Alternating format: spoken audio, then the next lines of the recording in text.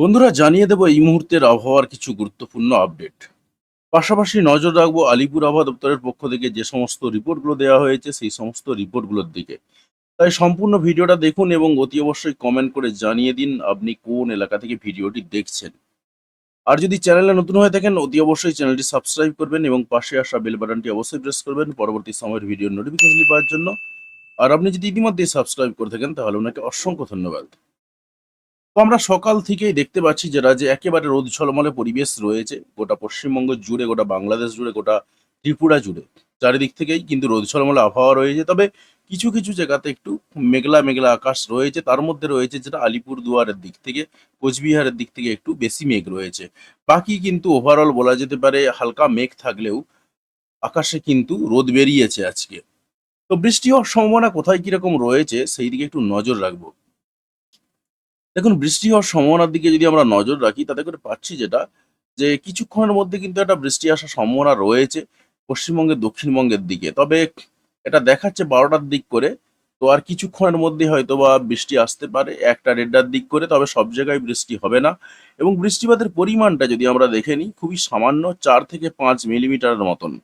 চন্দননগর রয়েছে, ব্যারাকপুর রয়েছে, পানিহাটি, সিঙ্গুর, মাসাত এই সমস্ত এলাকা কাজরাপাড়ার দিক থেকে আ পাচ্ছি আমরা। এমনকি হাবড়া, বাদুড়িয়া, স্বরূপনগর এই যত এলাকা পড়ে এই সমস্ত এলাকাতে, পাশাপাশি বনগাঁর দিক থেকেও হালকা বৃষ্টির সম্ভাবনা রয়েছে। তবে বৃষ্টিপাতের পরিমাণটা বললাম ৩ থেকে ৪ মিলিমিটারের মতন। পাশাপাশি আমরা পাচ্ছি গোটা পূর্ব মেদিনীপুর জুড়ে চারিদিক থেকে বৃষ্টিপাতের একটা সম্ভাবনা রয়েছে। এমনকি পশ্চিম মেদিনীপুরেরও বেলদার দিক থেকে যদি আমরা তাকাই সেখানেও কিন্তু টুকটাক বৃষ্টিপাত রয়েছে। বেলদা, দাঁতন এই সমস্ত এলাকা। পাশাপাশি আমরা এছাড়াও পাচ্ছি যেটা সাউথ ২৪ পরগনা বা দক্ষিণ ২৪ পরগনার দিক থেকেও একটু আধটু বৃষ্টিপাতের সম্ভাবনা রয়েছে। বিশেষ করে কুলপি, জয়নগর, রায়দিঘি এই সমস্ত এলাকাতে সব জায়গাতে কিন্তু বৃষ্টি হবে না। আবারও একবার বলে দিলাম। তো ২-১ টা জায়গাতে একটু আধটু বৃষ্টিপাতের সম্ভাবনা রয়েছে। তবে মারাত্মক আকারে বৃষ্টি হবে না। খুবই সামান্য পরিমাণে ছিটেফোঁটা বৃষ্টিপাত হবে। আমরা একটু এগিয়ে যাবো এবং দেখব যে আজকে কোথাও আ একটু মাঝারি মাত্রায় বৃষ্টিপাত রয়েছে কিনা। দেখুন, আমরা আস্তে, আস্তে একেবারে ৫ টা অবধি চলে গেলাম। কারণ তার আগে খুব একটা বৃষ্টিপাত পেলাম না। ৫ টার দিকে বৃষ্টিপাত কোথায় রয়েছে? পুরুলিয়ার দিকে রয়েছে, বাঁকুড়ার দিকে রয়েছে। তাও সব জায়গাতে নেই কিন্তু। ২-১ টা জায়গাতে মোটামুটি বৃষ্টিপাত হবে। যদিও বা আ কিছু, কিছু জায়গাতে ৮ থেকে ৯ মিলিমিটার পর্যন্ত সম্ভাবনা রয়েছে। বলরামপুরের দিক থেকে আমরা পাচ্ছি আ একটু বৃষ্টিপাত সম্ভাবনা রয়েছে। তবে সব জায়গাতে কিন্তু নেই। ওভারঅল পুরুলিয়ার দিক থেকে, বাঁকুড়ার দিক থেকে এবং পশ্চিম মেদিনীপুর, ঝাড়গ্রামের এই সমস্ত কিছু, কিছু এলাকাতে হালকা পাতলা বৃষ্টিপাতের সম্ভাবনা রয়েছে। মারাত্মক বৃষ্টি হবে না। এছাড়াও কিন্তু আমরা গোটা পশ্চিম বর্ধমান জুড়ে, পূর্ব বর্ধমানের ২-১ টা জায়গা, বীরভূমের দিক থেকেও টুকটাক বৃষ্টিপাত পাচ্ছি। তবে মারাত্মক আকারে বৃষ্টিপাত কিন্তু হবে না। উম সারাটা দিনই কিন্তু হালকা বৃষ্টিপাতের সম্ভাবনা দেখতে পাওয়া যাচ্ছে। এছাড়াও কিন্তু গোটা পশ্চিমবঙ্গ জুড়ে, গোটা বাংলাদেশ জুড়ে, গোটা ত্রিপুরা জুড়ে হালকা বৃষ্টিপাতের সম্ভাবনা রয়েছে। তবে এই বৃষ্টিপাতটা হওয়ার সম্ভাবনা খুবই কম। তো কয়েকটা জায়গা দেখলাম যে সমস্ত জায়গাতে বৃষ্টিপাতের সম্ভাবনা রয়েছে। আস্তে, আস্তে রাত্রি ৯টার দিকে প্রবেশ করলাম আমরা। রাত্রি ৯টার দিকে কি সম্ভাবনা রয়েছে? উত্তরবঙ্গে। দেখুন, উত্তরবঙ্গের শিলিগুড়িতে হালকা ২-১ পশলা বৃষ্টিপাত হতে পারে। গোটা রংপুর জুড়ে একেবারে সামান্য পরিমাণে বৃষ্টি হতে পারে। আর একটু আধটু বৃষ্টি হওয়ার সম্ভাবনা রয়েছে। মোটামুটিভাবে ৫ থেকে ৬ মিলিমিটার, ৮ মিলিমিটারের জায়গায় বৃষ্টিপাতের সম্ভাবনা রয়েছে। আলিপুরদুয়ার, বীরপাড়া এই সমস্ত এলাকার দিক থেকে, আ কুমারগ্রাম এই সমস্ত এলাকার দিক থেকে সম্ভাবনা রয়েছে। বাকি কিন্তু অন্যান্য এলাকায়, কোচবিহারেরও অন্যান্য এলাকাতেও যেটা দেখতে পাচ্ছি আমরা, খুবই সামান্য পরিমাণে হালকা একদম ২-১ পশলা বৃষ্টিপাত হলেও হতে পারে। তবে খুবই সামান্য পরিমাণে সেটা। এছাড়াও কিন্তু রাত্রি ৯টার দিকে বৃষ্টিপাত রয়েছে দেখা যাচ্ছে মদন, বিশ্বম্ভরপুর, সিলেট এই সমস্ত এলাকাতে। বাকি অন্যান্য এলাকায় কিন্তু কোথাও কোনো রকম বৃষ্টিপাত নেই। সুতরাং বোঝাই যাচ্ছে যেটা, আজকে আমরা একেবারে রাত্রি ১০টা-১১টা অবধি পৌঁছে গেলাম। খুব একটা বৃষ্টিপাত পেলাম না। তবে ১০টা-১১টার পরে কিন্তু বৃষ্টিপাতের সম্ভাবনা রয়েছে গোটা উত্তরবঙ্গ জুড়ে এবং সেটা মালদা, ২ দিনাজপুর, এদিকে দার্জিলিং, জলপাইগুড়ি, কালিম্পং, আলিপুরদুয়ার যত জায়গা রয়েছে সবটাই। তবে কোচবিহারে তুলনামূলকভাবে অনেক কম বৃষ্টিপাতের সম্ভাবনা দেখতে পাওয়া যাচ্ছে। পাশাপাশি ঠাকুরগাঁওয়েও বৃষ্টিপাতের সম্ভাবনা রয়েছে। গোটা রংপুর জুড়ে হালকা ২-১ পশলা বৃষ্টিপাত হতে পারে। এরকম সম্ভাবনা রয়েছে। এছাড়াও কিন্তু আমরা পাচ্ছি যেটা ময়মনসিংহের ২-১ টা জায়গাতে বৃষ্টিপাত হতে পারে।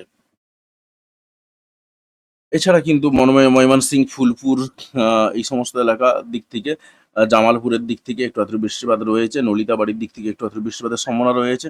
সামান্য পরিমাণে তবে পুরোটাই। এছাড়াও কিন্তু জগন্নাথপুরের দিক থেকে আমরা পাচ্ছি ছটাক বাজার, সিলেট এই সমস্ত এলাকার দিক থেকে একটু আধটু বৃষ্টিপাতের সম্ভাবনা রয়েছে ঈদনার দিক থেকে। ওভারঅল চারিদিক থেকে কিন্তু সম্ভাবনা আমরা পাচ্ছি।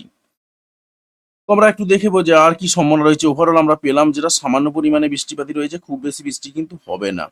আমরা আরেকটু এগিয়ে যাবো, আরেকটু দেখে নেবো যে কি সম্ভাবনা রয়েছে। দেখুন আমরা কিন্তু বৃষ্টিপাত পেলাম না। যেটুকু পাচ্ছি যেটা রাত্রের দিকে বৃষ্টিপাত রয়েছে এবং উত্তরবঙ্গে বৃষ্টিপাত রয়েছে। দক্ষিণবঙ্গে কিন্তু রাতের দিকে কোথাও কোনো রকম বৃষ্টিপাত নেই। আলিপুর আবহাওয়া দপ্তরের সকালের রিপোর্ট কি বলছে সেদিকে একটু নজর রাখবো। প্রথমেই তাকাচ্ছি আমরা পশ্চিমবঙ্গে দক্ষিণবঙ্গের রিপোর্টের দিকে। দক্ষিণবঙ্গের রিপোর্ট কি বলছে দেখুন, 19/7/2025 মর্নিং আজকে সকালের রিপোর্ট অনুসারে আমরা পাচ্ছি যেটা হালকা থেকে মাঝারি বৃষ্টিপাতের সম্ভাবনা, তার সঙ্গে বাজ পড়বে ২-১টা জায়গাতে এবং সেটা কলকাতা সহ দক্ষিণবঙ্গের সব জায়গাতেই কম বেশি রয়েছে এবং সেটা একেবারে একটানা ৭ দিনের জন্য এই সম্ভাবনার কথা বলা রয়েছে, ২৫ তারিখ পর্যন্ত বলা রয়েছে। সতর্কতার দিকে যদি আমরা তাকিয়ে নিই, পশ্চিমবঙ্গে, দক্ষিণবঙ্গে কোথায় কিরকম সতর্কতা রয়েছে, সব জেলাতে একই রকম চিত্র পাচ্ছি আমরা। সতর্কতা কিন্তু কোথাও সেভাবে নেই। সাউথ চব্বিশ পরগনা, আ পূর্ব মেদিনীপুর, তার সঙ্গে রয়েছে পশ্চিম মেদিনীপুর, ঝাড়গ্রাম, পুরুলিয়া, বাঁকুড়া, এই কয়েকটা জেলা, তার সঙ্গে রয়েছে পশ্চিম বর্ধমান। এই কয়েকটা জেলাতে সতর্কতা রয়েছে। যে সতর্কতা রয়েছে কিরকম, বজ্রপাত হবে, তার সঙ্গে দমকা বাতাস দেবে, যার পরিমাণটা হবে ৩০ থেকে ৪০ কিলোমিটার বেগে। সেই রকম সতর্কতা কিন্তু আজকের জন্য রয়েছে। এছাড়া কিন্তু কোনো রকম সতর্কতা নেই। একই রকমভাবে কালকেও কিন্তু এই কটা জেলার জন্যই সতর্কতা রয়েছে। তার মধ্যে যদিও বা সাউথ চব্বিশ পরগনা আবার বাদ চলে যাচ্ছে। তবে তারপরেতে একটানা কোনো রকম সতর্কতা থাকছে না। একদম ২৪ তারিখ থেকে আবার যে নিম্নচাপটা প্রবেশ করবে, সেই নিম্নচাপের সতর্কতাটা দেয়া রয়েছে।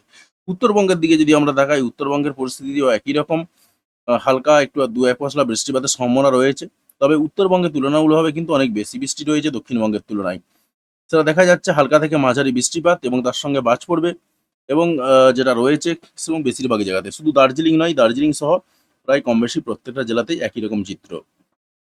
আমরা সতর্কতার দিকে যদি তাকাই, দেখুন উত্তরবঙ্গে আজকে দার্জিলিংয়ের জন্য আজ এবং কালকের জন্য অতি ভারী বৃষ্টিপাতের সতর্কতা রয়েছে এবং কমলা সতর্কতা জারি করা রয়েছে। জলপাইগুড়িতেও আজকালের জন্য কমলা সতর্কতা রয়েছে। ২১ তারিখের জন্য হলুদ সতর্কতা জারি করা রয়েছে, অর্থাৎ ভারী বৃষ্টি হবে।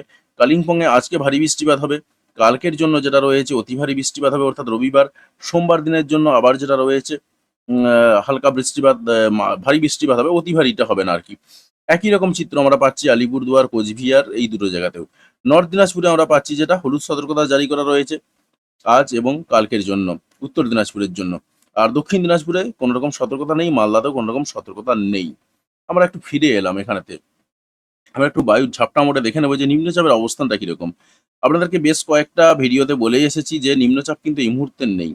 তবে নিম্নচাপ রয়েছে একটা, আসছে বড় নিম্নচাপ, সেটা ২৫ তারিখ নাগাদ বা ২৬ তারিখ নাগাদ প্রবেশ করতে পারে।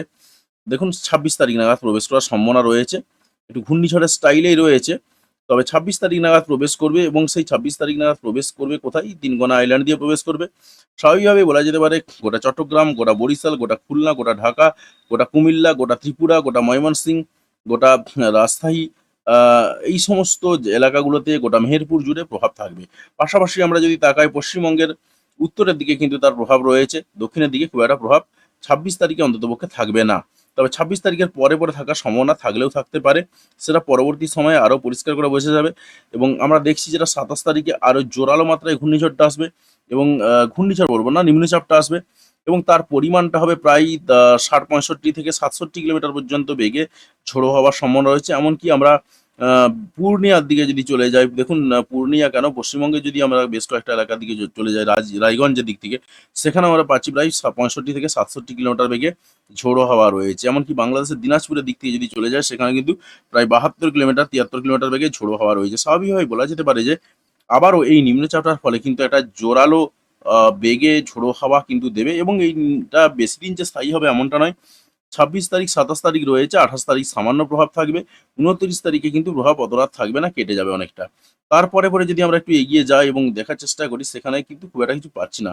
এবং এবছর একটা জিনিস লক্ষ্য করেছেন হয়তো প্রত্যেকেই, এক বন্ধু কমেন্টও করেছিলেন যে, এই বছর কিন্তু কোনো রকম ঘূর্ণিঝড় হয়নি। তাই স্বাভাবিকভাবেই তিনি হয়তো ভাবছেন যে, তাহলে কি মরুভূমি হয়ে যাবে? না, মরুভূমি হওয়ার সম্ভাবনা নেই। তবে ঘূর্ণিঝড় যেহেতু হয়নি, পাটে কিন্তু অনেকগুলো নিম্নচাপ আসবে। এবং এই যে নিম্নচাপটা আমরা দেখছি যে একটা নিম্নচাপের হাত ধরে বর্ষা এলো, মাঝে আরেকটা নিম্নচাপ এলো। আবারও একটা ২৬ তারিখ নাগাদ নিম্নচাপ প্রবেশ করার সম্ভাবনা রয়েছে এবং এই নিম্নচাপটা কিন্তু বেশ জোরালো। দেখতেই পাচ্ছেন সমুদ্রের উপরে যার গতিবেগ ৮০, ৮৫, ৯০ কিলোমিটার বেগে ঝোড়ো হাওয়া রয়েছে। এখানে শুধু একটা চক্কর কাটলেই আমরা এটাকে ঘূর্ণিঝড়ের তকমা দিয়ে দিতে পারতাম। কিন্তু সেটা ঘূর্ণিঝড়ের তকমা হয়তো পাবে না। কিন্তু এরকম ছোটখাটো নিম্নচাপ এবং বেশ ঘূর্ণিঝড়ের স্টাইলেই কিন্তু বেশ কয়েকটা পরপর আসবে। সেরকমই কিন্তু সম্ভাবনা তৈরি হয়ে রয়েছে। তো যাই হোক বন্ধুরা, আশা করছি আপনি আপনার এলাকার পরিবেশ পরিস্থিতি বুঝতে পেরেছেন। আর একটু প্যাচপ্যাচে গরম কিন্তু থাকবে কয়েকটা দিনের জন্য। আ তো স্বাভাবিকভাবেই কিছু করার নেই। কয়েকটা দিন একটু সহ্য করতে হবে। তারপরে তো আবারও একটা ঘূর্ণিঝড় আসবে। যদিও বা বেশ কিছু জায়গাতে এতটাই বৃষ্টি হয়েছে যার ফলে বেশ কিছু এলাকায় বন্যা পরিস্থিতির সৃষ্টি হয়েছে। তাই স্বাভাবিকভাবে অনেকেই কিন্তু এই মুহূর্তে বৃষ্টি চাইছেন না। আর যে বৃষ্টি হোক সেটা কিন্তু চাইছে না। আপেক্ষিক আর্দ্রতার পরিমাণটাও কিন্তু যথেষ্ট ভালো রয়েছে। আমরা যদি ৩ টের দিক করে দেখছি যখন তখন দেখতে পাচ্ছি আমরা প্রায় ৭৩% থেকে ৭৮% পর্যন্ত, এমনকি কোথাও, কোথাও ৮১-৮২% পর্যন্ত আপেক্ষিক আর্দ্রতা রয়েছে। স্বাভাবিকভাবেই বোঝা যাচ্ছে যে একটা প্যাচপ্যাচে গরমের পরিস্থিতি কিন্তু থেকেই যাচ্ছে। তো যাই হোক বন্ধুরা, আশা করছি আপনি আপনার এলাকার পরিবেশ পরিস্থিতি বুঝতে পেরেছেন। তো অতি অবশ্যই কমেন্ট করে জানাবেন যে আপনি কোন এলাকা থেকে ভিডিওটি দেখলেন। আর চ্যানেলে যদি নতুন হয়ে থাকেন অবশ্যই চ্যানেলটি সাবস্ক্রাইব করবেন এবং পাশে আসা বেল বাটনটি অবশ্যই প্রেস করবেন পরবর্তী সময়ের ভিডিওর নোটিফিকেশনগুলি পাওয়ার জন্য। আর আপনি যদি ইতিমধ্যেই সাবস্ক্রাইব করে থাকেন তাহলে আপনাকে অসংখ্য ধন্যবাদ। অবশ্যই ভিডিওতে লাইক দিয়ে আমাদের উৎসাহ বাড়াবেন এবং বন্ধুদের সঙ্গে ভিডিওগুলি শেয়ার করতে কোনোভাবেই ভুলবেন না। ভিডিওটি দেখার জন্য আপনাকে অসংখ্য ধন্যবাদ।